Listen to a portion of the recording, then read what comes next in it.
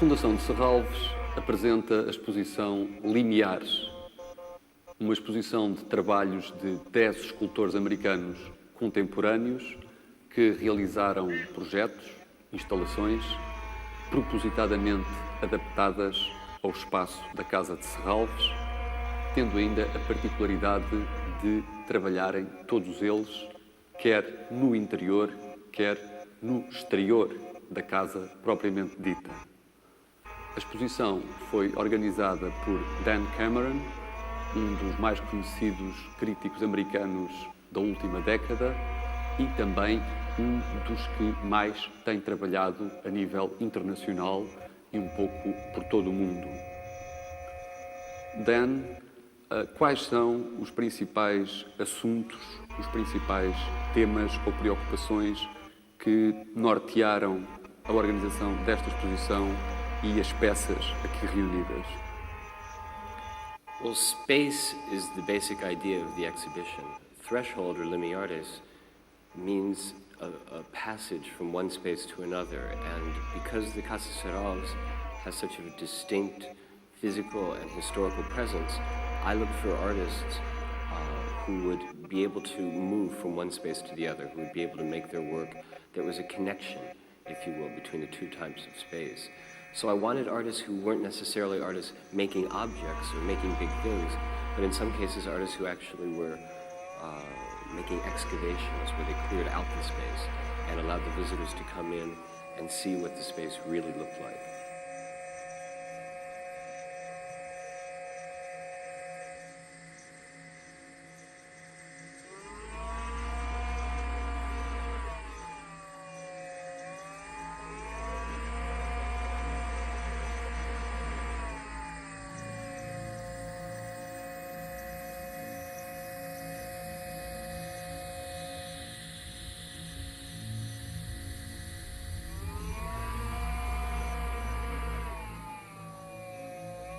We visited the house and garden in November, and at that time I became very interested in the architectural location of the wife's bedroom, which was at that point enclosed. This window, the large one, was not available. And I was also interested in the idea of topiary and the way in which it is this very constructed presentation of nature, which of course isn't so organized in the same way.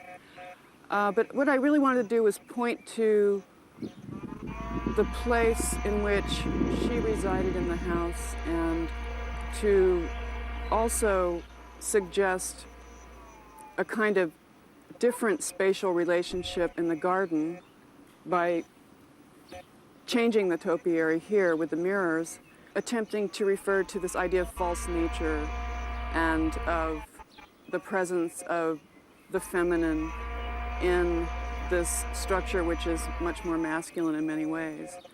And also wanted a very poetic kind of experiential possibility for the viewer. So if no one knows about her bedroom, they will still have this experience of what is actually there, the topiary on mirrors, which produce this whole other dimension, and then the mirrors on these living plants bringing the sky in and causing different effects, like the pooling of water on top of the plant and the kinds of metaphor that that might produce.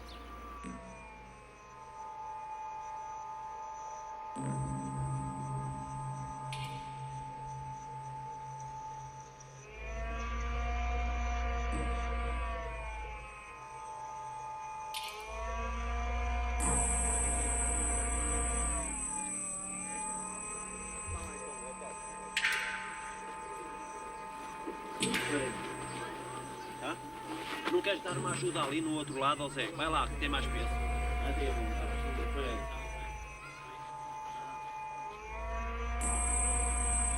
We're in the process of constructing this installation for the foundation.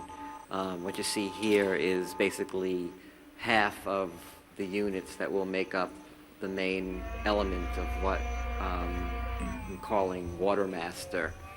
And the design is a response to the architecture of the building as well as some of the topiary in the garden. And there will be a water element. So essentially it's almost like a room divider or a monumental room divider with water element as part of it. And the hope is that we'll try to make a kind of cathedral-like installation here where this kind of modernistic element becomes almost quasi-religious in terms of its impact and theatricality.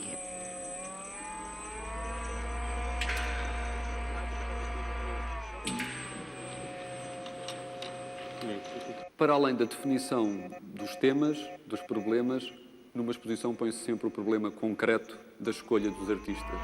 Genericamente, quais foram os critérios básicos para a seleção destes 10 artistas? For me, the criteria in selecting artists really had to do with variety. I wanted artists who were working in video, artists who made things, artists who created conceptual projects.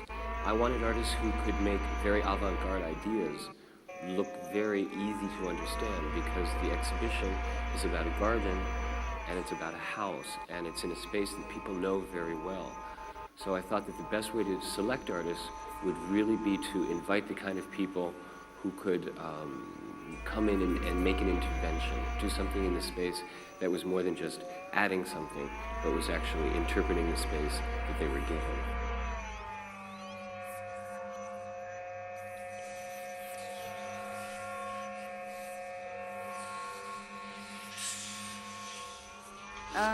Basically, my work is like making a big painting on the floor, except that I'm responding to a particular location and a particular space, and the work is opened up to the public so they can have a very visceral experience with the work. The work goes through an autonomous process of its own, and which can't be controlled by me or by the limitations of a rectilinear canvas. And I use very simple common materials: flour, water, salt, dyes, and a gel which is made from plants. And I want these materials to refer to everyday experience. The flour refers to domestic labor of cooking, and the hanging forms which drip refer to sewing and the collective history of women and their contribution to culture in that way, which I think has not been recognized enough.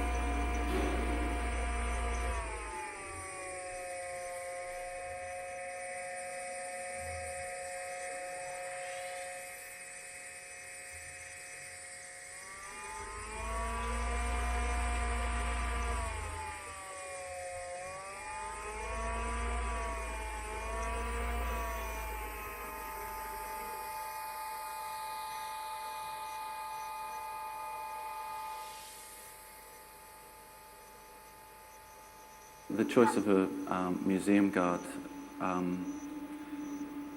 came about through visiting another museum in Manhattan. I rarely go to shows or museums, and I happened to be very inspired by the sculpture that was shown there, and also the guards who were looking after the work. Also, when I was making this piece, I was thinking about a Kafka story that I read a long time ago. And the story itself is very vague in my mind, but I just got little parts of the story still in my head, so it was kind of thinking about that, and also the memory of the guards at that museum.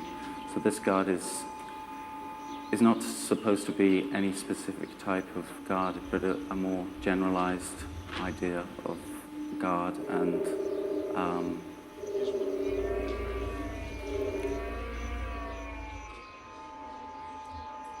O teu trabalho é conhecido por privilegiar artistas mais novos ou em fase de revelação. Neste caso, predominou também essa preocupação ou houve uma intenção de ter aqui representadas diversas gerações e artistas em fases diferentes das suas carreiras, quer em termos de pesquisa, quer em termos de reconhecimento? Well, I think I like to choose the artists that I'm working from the artists that I'm seeing recently, that I've seen in exhibitions.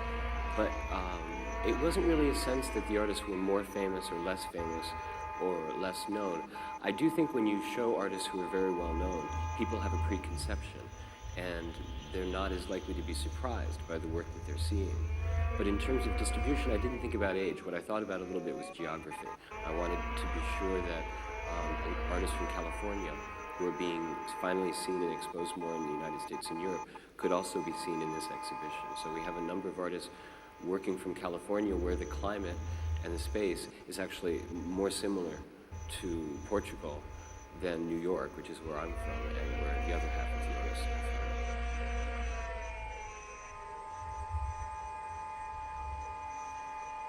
from. When I first came here and saw this arbor and the rose garden, it was in winter time, and I had to imagine it in summer, as we are now, and through the course of the exhibition. And I knew certain things were going to happen because I know about gardens a bit, and I knew that these plants would grow very high so that later in the summer the space is going to be much more contained than it is now. And I'd also seen the plastic buckets in Porto. When I was here, I walked through the city a lot, trying to get a better understanding of the city, of the area, how it related to the garden, to the Casa Serralves. And I saw these buckets everywhere, and they could be from China, I don't know, but they seemed like they were something that was very much part of the, just an everyday aspect of the city. So I knew that I was going to work with these, but I didn't know how. And when I got here a few weeks ago and I saw this extraordinary garden and the space and how this arbor, it works like a clock, obviously. The sun tracks across and the shadows move, and it was alive. And the roses are alive in their heads and they're all bouncing around. And I'd always thought I wanted hot pink buckets, but that's not something you can just go out and find. But sure enough, here in Porto, there was this woman who had this huge stack of hot pink buckets, and I knew that it was right.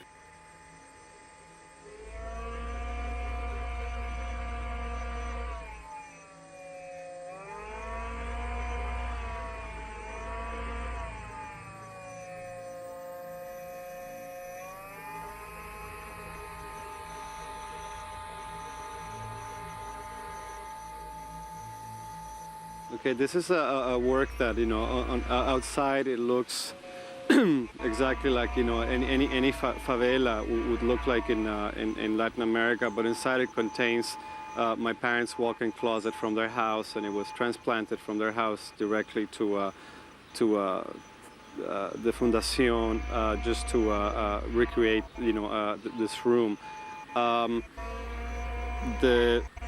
The piece also, you know, is accompanied by a plantation of, you know, black beans, the type that, you know, get eaten in Latin America, and also it acts in a certain way as a mirror with the house, with the blocked window facing in this direction. Yeah, I guess this piece, in a certain way, is about, you know, things that are displaced.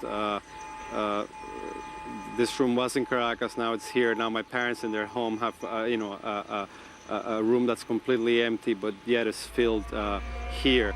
And one thing that, you know, I find significant is that my house in Caracas and all the furniture inside and everything was built by Portuguese craftsmen, and here it is, you know, in Portugal now being rebuilt again, you know, by Portuguese craftsmen. So I tend to find that significant.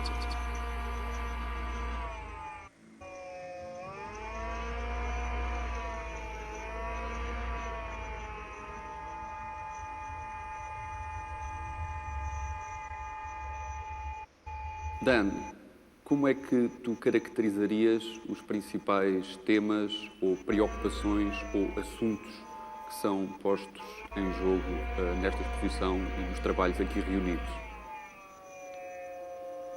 Well, for me, the idea of threshold signifies a kind of a meditation or experiment about space. And since the Casa Serralves is a very specific kind of space, I wanted to make a sculptural experience that was really a way of looking at the space in a completely new way.